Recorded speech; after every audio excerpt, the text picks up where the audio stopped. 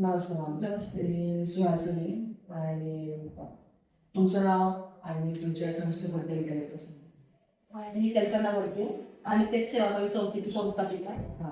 अनिकेत चालू करण्यामागचा उद्देश सांगतो थोडक्यात, की अनिकेत हा माझा स्पेशल मुलगा आहे, जो 100% स्पेशल आहे. नाशिक ब्रांच दिव्यांग आहे. की त्याची आणि त्याच्यासारख्या अनेक मुलांची सोय व्हावी लाईफ टाईमसाठी, त्यासाठी आपण अनिकेतची सुरुवात केली. आज अनिकेतमध्ये जवळजवळ 67 मुलं आहेत. मुलं-मुली दोन्ही आहेत आणि आपण त्यांचं लाईफ टाईम संगोपन करतो आणि सगळं संगोपन जे आहे ते फक्त तुमच्यासारख्या सगळ्यांच्या मदतीने चालतं, डोनेशनवर चालतं पूर्णपणे. कोणतेही सरकारी अनुदान नसताना ही संस्था चालते पूर्णपणे. आज तुम्ही आणि सर सर जे तुमच्या लग्नाच्या वाढदिवशी ते साजरा करायला आले, ते खरंच आमच्या एका टायमाचा खूप मोठा तो खर्च निघून जातो आणि सगळ्यात महत्त्वाचं मुलांना जो आनंद होतो तो खूप वेगळाच असतो. त्यामुळे खरंच मनापासून मग दोघांनाही भाग्या आयुष्यासाठी खूप शुभेच्छा आणि असेच संस्थेची जोडी प्राप्त आहे. तुमची संस्था तुम्ही किती वर्षी स्थापित केली आणि तिथून पुढे तुमचा कसा आहे प्रवास? आणि संस्था स्थापन तर 2018 मध्ये झाली, पण प्रवास सुरू झाला अनिकेतमुळे 2008 पासूनच. त्यामुळे 2008 पासूनच आपण ह्या क्षेत्रामध्ये मी उतरले. मला ह्या क्षेत्राबद्दल काही माहित नव्हतं, पण ज्यावेळेस कळलं की अनिकेत पूर्ण 100% स्पेशल, त्यावेळेस घरच्यांचा सपोर्ट न मिळाल्यामुळे मी बाहेर पडले आणि अशा संस्थेमध्ये केअरटेकरचा जॉब चालू केला. तिथून पुढे तिथेच मी पेशंट बीएड केलं आणि त्यानंतर मग 2018 अनिकेतची स्थापना केली.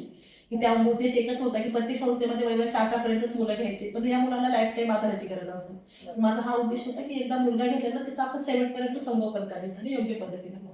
त्यामुळे संस्थेची सुरुवात झाली आणि खूप कठीण परिस्थितीतून अडचणी काय आल्या? खूप कठीण परिस्थितीतून सुरुवात झाली. अक्षरशः ह्या मुलाला कोणी जागा देत नाही. सगळ्यात महत्वाचं ही स्पेशल मुलं असल्यामुळे खूप जागा शोधल्या. संस्था चालू करायच्या वेळेस खूप जागा शोधल्या, परंतु कोणी म्हणायचं जागा तर द्यायची, परंतु पेशंट मुलांसाठी चौथं म्हटलं का लगेच नाही.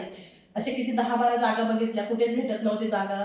एकाने शेवटी भुगावला रोडवर मग एक जागा भेटली, तिथं कोणतंही घर नाही.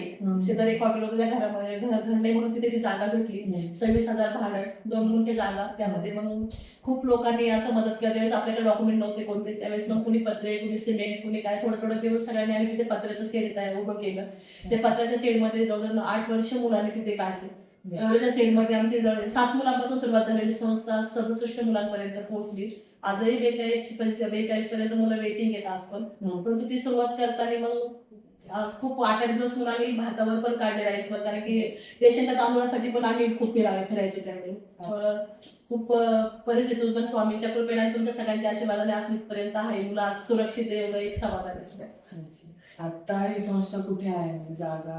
आता आपली संस्था आहे उरवडे म्हणून गाव आहे, म्हणजे लिंक आपला पिरंगुट एरिया येतो. मुळशी तालुक्यामध्ये येते पिरंगुट एरिया आणि उरवडे गाडेवाडी उरवडेमध्ये आपली आता संस्था ही सायकल लिंकला असं.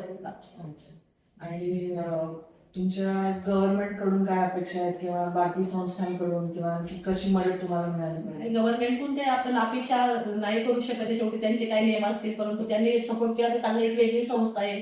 त्यांचे काहीतरी नियम असतात की 15 वर्ष संस्था चालून दाखवायची वगैरे. तोपर्यंत आता संस्थेला 8 वर्ष झाली, त्यामुळे त्याच्या पलीकडे जर एखादी संस्था चांगली चालते तर त्याला अनुदान द्यावं गव्हर्नमेंटनी पण. आणि दुसरी गोष्ट म्हणजे की समाजातील राजकारणी नाही, पण आपले सामान्य लोक आजपर्यंत खूप चांगले असतात की ते मदत करतात. राजकारण्यापेक्षा सामान्य लोकांचं आम्हाला त्यांच्या स्वतःच्या कष्टातून जे कमवतात दिवसभर त्यातून 2 रुपये काढून ते आपल्या संस्थेला मदत करतात.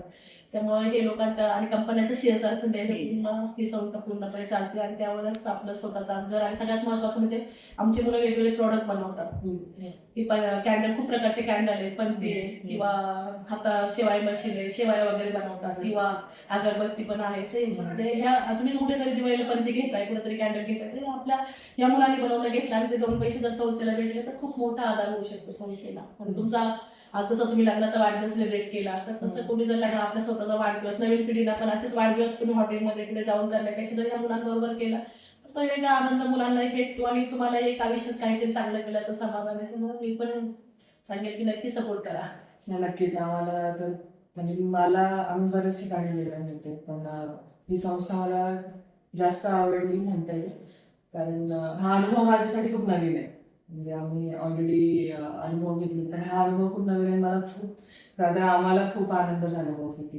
दुसरे हे मला विचारायचं की आता तुम्ही जसं म्हणलं की स्पोर्ट्समध्ये पण मुलं मेडल्स वगैरे मिळवलेले आहेत आणि त्या दृष्टिकोनाने तुम्ही आणखी कसं त्यांना पुढे न्यायचं बघताय किंवा काय त्याच्यासाठी काय करताय? कसं होतं की प्रत्येक मुलाचं IQ वेगळं आहे. आपण जरी इच्छा असेल तरी प्रत्येक मुलाला पुढे नाही नेऊ शकत, परंतु ज्यांचा IQ बऱ्यापैकी सपोर्टेड आहे किंवा एखादा मुला सपोर्टेड आहे तर पॅरा ऑलिम्पिकमध्ये या मुलांना आम्ही नक्की घेण्याचा बालकल्याण जी संस्था आहे पुण्यामध्ये त्या संस्थेत घेऊन या मुलांना आम्ही ट्रेनिंग देण्याचा प्रयत्न, तिथे जे शिक्षक आहे त्यांना त्याची निवड करून मुलांची आम्ही ट्रेनिंगसाठी घेऊन जातो आणि जितके शक्य होते ते पुढे नेण्याचा प्रयत्न करतो. आता आपले खूप मुलं चांगले, आतापर्यंत मला वाटतं जवळजवळ 67 ट्रॉफीज आहे आमच्याकडे आणि 342 मेडल आहेत मुलांची, की जे आता 2000 तेव्हा म्हणजे 2018 पासून ज्या आम्ही काम केलं त्याच्यामध्ये ही मुलं तिथे कुठे जिल्हास्तरीय किंवा आपल्या पुण्यामध्ये जिथे जिथे स्पर्धा असतात, गोळाफेकची स्पर्धा असते, पर्वती चढण्याची स्पर्धा असते, सगळ्याच म्हणजे सगळ्या संस्था ज्या आहेत त्या स्पर्धा आयोजित करतात तिथे आपण मुलांना घेऊन जातो आणि सहभाग घेतो. त्यामुळे मुलांना एक वेगळा आनंद भेटतो आणि पूर्ण प्रयत्न म्हणजे अभ्यासात नाही पुढे चालू शकत निदान स्पोर्टमध्ये, आणि म्युझिक खूप आवडते मुलांना, डान्सच्या स्पर्धा असतात डान्समध्ये पण ट्रॉफी मिळवतात मुलांनी, मग खूप आवडतं या गोष्टी त्याला. त्यामुळे आम्ही पूर्ण प्रयत्न करतो की त्यांना जिथे आनंद भेटेल तिथपर्यंत पोहोचवण्याचा. एक शेवटचं आहे की तुम्ही लोकांना काय सांगाल की अंकितला भेट कशी द्यायची किंवा काय हे करा? ठीक आहे, सगळ्या स्वतःहूनच येतील जेव्हा हे करतील, मी पण आता सांगेनच लोकांना, म्हणजे माझ्या जेवढे ओळखीचे आहेत तर ते येतीलच इकडे, तरी तुम्ही कसं लोकांना आवाहन कराल की कसं एकतर स्पेशल चाइल्डला तुम्ही कसं असं समाजात त्यांना एक वेगळं ट्रीट केलं जातं किंवा घरी जरी स्वतःच्या असलं येते तरी त्याला एक वेगळ्या दृष्टिकोनाने बघितलं जातं, पाहिलं जातं. तर मग तुम्ही कसं म्हणाल की एकतर त्या मुलाकडे कसं पाहिलं पाहिजे, त्याला कसं ट्रीट केलं पाहिजे आणि तुम्ही काय सांगाल तसं? जसं स्पेशल मुलगा म्हटलं तुम्ही म्हणाल खूप निरागसपणा असतो त्याच्याकडे, खूप पालकांना प्रॉब्लेम असा असतो की शहरात तरी थोडाफार त्याची परिस्थिती चांगली, ते मुलांना घरात सांभाळू शकतात थोड्याफार प्रमाणात किंवा चांगल्या संस्थांमध्ये ते फीज वगैरे तिथे ऍडमिशन घेऊ शकतात. पण आज खेड्यात एवढी बेकार परिस्थिती आहे की अशा संस्थाच नाही, एखादी उभी राहिली तरी चालू शकत नाही का, तेवढं डोनेशन मिळत नाही. त्यामुळे खेड्यातल्या मुलांना आधाराची खूप गरज असते अशा मुलांच्या, म्हणजे त्यांना कुठेतरी संस्थेत खेड्यातली मुलं शहरात अपडाऊन करू शकत नाही. त्यामुळे अशा संस्था मी तर खूप कमी पडते. आज दररोजचे 2 फोन येतात ऍडमिशनसाठी, परंतु ते नाही देऊ शकत सगळ्यांनाच ऍडमिशन, आपल्याकडे तेवढी जागा उपलब्ध नसते. त्यामुळे अशा खेळात उभं राहणं खूप गरजेचं आहे. संस्था जेव्हा उभं राहते त्यावेळेस लोक सपोर्ट करतात, कारण की सगळ्यात महत्त्वाचं की समाजातील सर्व लोकांनी जर थोडासा वेळ किंवा ज्याच्याकडे वेळ आहे त्याला वेळ, त्याच्याकडे कला आहे त्याला कला, आणि ज्याच्याकडे दान करण्याची पैसा आर्थिक मदत आहे किंवा म्हणजे आपल्याला लागणारे जे दैनंदिन वस्तू आहे त्याची जर मदत केली तर नक्कीच ह्या संस्था चालवणं सोपं जाईल, सगळ्यात महत्त्वाचं आहे.